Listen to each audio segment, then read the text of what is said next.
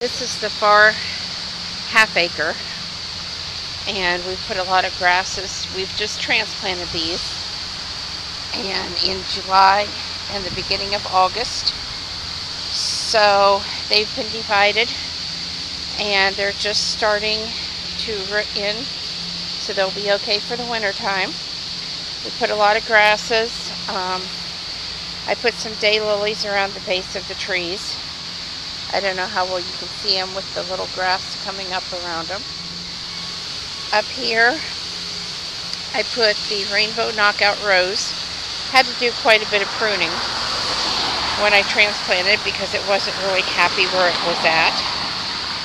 And this is a clematis, and don't know if you can see those pretty blue flowers, but the flowers are really beautiful.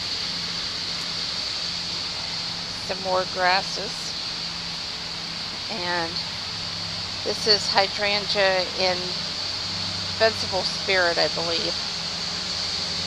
It's just trying to get established there. Some more daylilies up here. Over here on the property line, I've put some grasses kind of in a corner, as you can see. That should be really pretty when they start growing and establishing and spreading out a little bit. We're going to clear the grass on this hill eventually, but this is a lilac, and I wanted to get it transplanted. And then all of this will be flower beds when we're done. This is a viburnum. It'll be ideal for the birds to come and eat the berries. It is one of our Indiana natives. This is a sweet shrub, another plant that a lot of butterflies and things like. It does produce fruit. I haven't seen any on this one, but this one was grown from seed. Oh, I think 3-4 years ago, maybe. And then I have some arborvitaes here that will make a nice screen when they grow. I have some red twig dogwoods up here, 2 of them. And again, these were planted for the critters. A couple birdhouses up there. I don't know if you can see that. The wooden thing in the back is going to be to hold hay for the livestock once we get this area up here fenced off. And then this is the part of the hill that we've cleared so far. We planted 284 bulbs in this area, tulips and daffodils and a few gladioluses. We have some hosta up here, and we have some hydrangeas, as you can see. These little guys just coming up are astilbes. Over here we have yarrow and bee balm and phlox.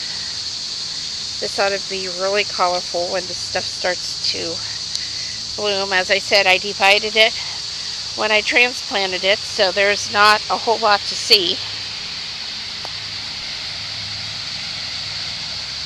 That's some of the phlox in bloom. And then we have a lilac, a forsythia, and another young lilac. In here I have some peonies or pineys that I cut back. They just didn't like being transplanted at the time of year we transplanted them, but they'll be fine next year. These are LA lilies, and they're kind of pinky mauve. This is a pink butterfly bush right there. This is my black beauty lily. It's not in bloom anymore, but it's quite spectacular when it is. This is lantana and the black and green tulips from Proven Winners. I have another pink butterfly bush right there. I'm going to see if we can get a close-up of these black tulips, or I mean black petunias. I have black tulips too. Tulips are on the mind after planting all those bulbs the other day.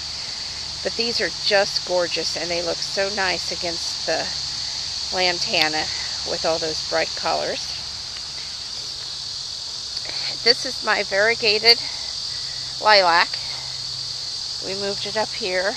It should make a nice privacy hedge.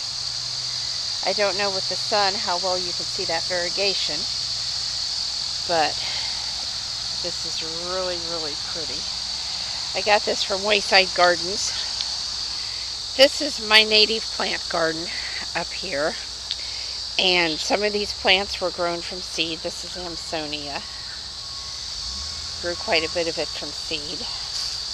This is just a little puddle area where insects and birds can come get a drink or wash. Have quite a few native grasses, penstemon, some iris, some more grasses back here as you can see, and another container with the lantana and the petunias.